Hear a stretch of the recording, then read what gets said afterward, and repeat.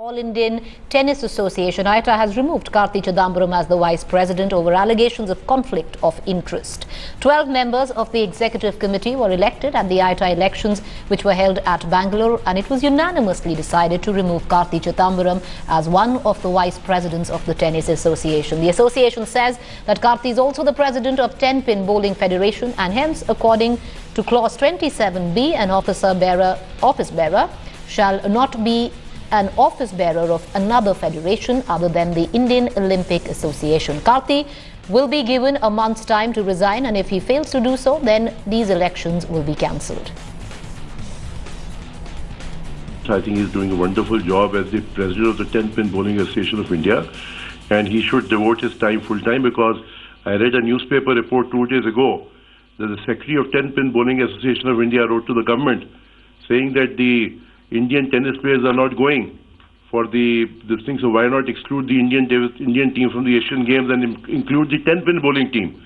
So there is a conflict of interest in, when you're running two different sports federations, and I think it is advisable that you should concentrate on one sports federation and not put your wings in too many things.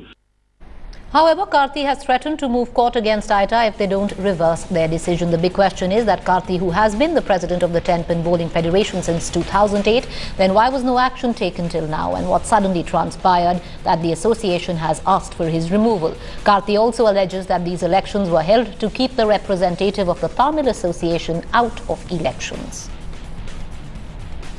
This is a completely unconstitutional move, has no basis of law or in procedures of AITA, and even if they wanted to do it, they should have given me notice. And my reply, which I gave 1 year ago, a comprehensive reply which quoted the sections and various sections on the AITA constitution, which clearly said that vice president is not an office bearer, was not read out in the meeting today.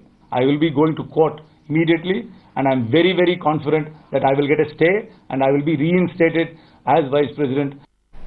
I'd like to cut across to my colleague Shivani. She's still with us. Shivani, it's often said, and many examples to prove forth, that the political dispensation at the centre pretty much governs appointments like what Karthi Chidambaram enjoyed. And now suddenly that there has been a change, a shift at the centre, the ramifications being felt by the likes of Karthi Chidambaram.